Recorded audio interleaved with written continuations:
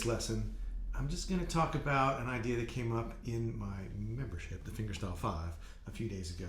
And it's the idea of playing in a swing groove and getting all the different pieces of a swing ensemble onto the guitar. If you want to download the tab of what I just played, you can go to the link below or the link on screen to sign up for my mailing list, and you can download a PDF with the notation and tab for that example I just did. So the idea is there's 3 or 4 pieces to what's going on here. And this came up just because I've been listening to a bunch of Fletcher Henderson and early Count Basie and that really early riff style big band stuff. And you also hear this in small group stuff like the Benny Goodman Sextet, if you have those records with the Charlie Christian recordings that Benny Goodman and Charlie Christian made. And it's just the idea that you've got the groove, and then on top of that you've got chords, and then in between all that you've got these little blues licks, right? So all of those things would be played by different people in an ensemble, but this is this kind of goofy idea of trying to just like squeeze it all onto the guitar. If you're the kind of person who likes historical precedents, there's a quote, like the only time I think Beethoven ever mentions the guitar, he supposedly said that, looking at the guitar is like looking at an orchestra through the wrong end of a telescope. The other Van who speaks about this is Guy Van Duzer, who in his duo with clarinetist Billy Novak, he said, in our minds we're this 2-person big band, like they've got all the sounds of a big band kind of collapsed onto just the duo of clarinet and guitar. So we're going to go one step further and just do it on one guitar, which is ridiculous, but here it is. So first you need these voicings. So it's an 8-bar kind of vamp style chord progression. It's really a kind of 1-4-5. There's ways you could dress that up a little more in terms of the harmonic motion, but we're going to stick to something kind of simple. So we've got a C6, and I've got the root, and then middle finger's playing the 3rd and the 6th on the 4th and 3rd strings, and then index finger has the root. And then we're going to put the 7th in the bass and keep the rest. So here's 7th, 3rd, 6th, and root. And then we're going to play the 4 chord, the F, with the 3rd in the bass. So we got the 3rd, the root, the 3rd, and the 5th. And then the G, there's going to be a lot going on during the G chord. You could do a few different things. You could voice it with the 7th here on the 4th string. You could leave the 5th. You could put the 7th and the 9th. You could play it as a kind of sus chord or an 11th chord with the 7th and then the 4th or the 11th over here. And if you were just playing the chords, it might sound kind of hip to do that. It wouldn't sound really period in 1930s, but it would sound cool. So there's the voicings. Now in terms of the groove,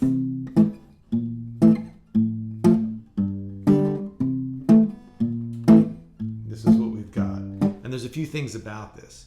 It's an alternating thumb, so it's going 5th string, 4th string, 5th string, 4th string, 5th string, 4th string, 6th string, 4th string. And I'm brushing on on beats 2 and 4, kind of pushing through with the thumb to play both the 4th and the 3rd string.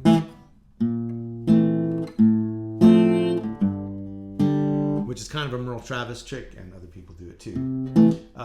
But then the thing that makes it groove is that after you play beats 2 and beats 2 and 4, you're going to relax your grip in the left hand so that you get like a short staccato sound for that offbeat. And so what you do is you play, brushing with the thumb, and then as soon as you've played, you relax your grip in the left hand. You're not going to actually lift your fingers off the string. You're just going to relax them enough that if you went to play it, it would be this muted sound. So you play, and then as soon as you've played beat 2 or beat 4, you relax your grip and you get that. So now we've got half the ensemble, right? We've got the bass line going down. That's what the swing bass would be doing. And we have the backbeat.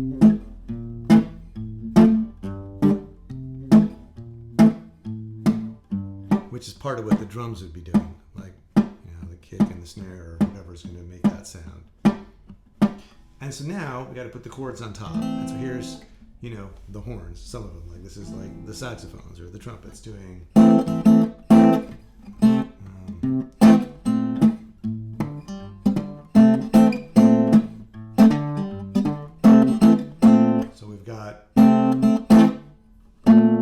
So we're getting two notes on top with index and middle on the third and second string. And when the thumb comes in for the bass, it completes the chord. Or the groove. Right, so there's... And we're leaving the second half of the phrase empty because we're going to fill that in with a blues lick. Right? So we've got bass and drums and the first set of horns. And now we're going to stick in this line here. And that's what like another bunch of horns would be doing, like as a unison line. So if the saxophones have this, then the trumpets are doing, or vice versa. So the way that fits in is we've got...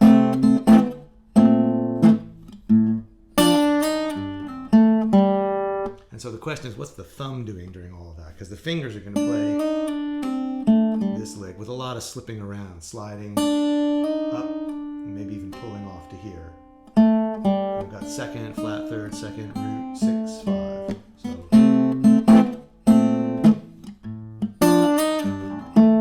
And so what the thumb needs to do is it has to have some place to land on beats 2 and 4. So we've got... on the F, so that's cool. That's gonna, and that kind of harmonizes with the melody to play the bass here. And then you could put the 6th of the G in the bass. It's kind of anticipating coming back to the C chord, or you could just play the open 4th string.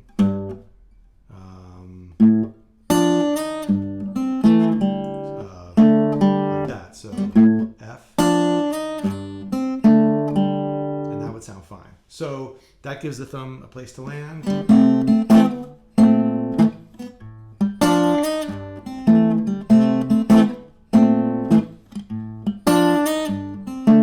So either way. And that's basically the whole thing, except that we do that 3 times for 6 bars total. And then the last 2 bars you can leave open for... break or a stop, and then like have just like a single note solo, and that's open season, right? Anything that's sort of C and bluesy.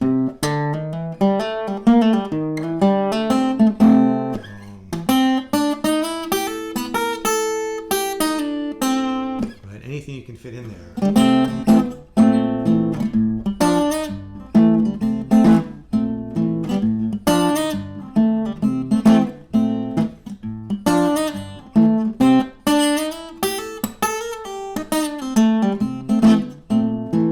So on.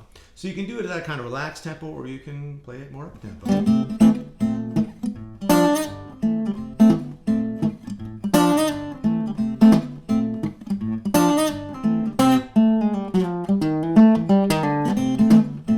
so on, right? So it's just kind of a fun idea. It's a different kind of groove to play, to do more of that swing feel. And so again, if you want to download the example, you can go to the link below or the link on screen. Sign up for my mailing list, download the tab, and I'll see you next time.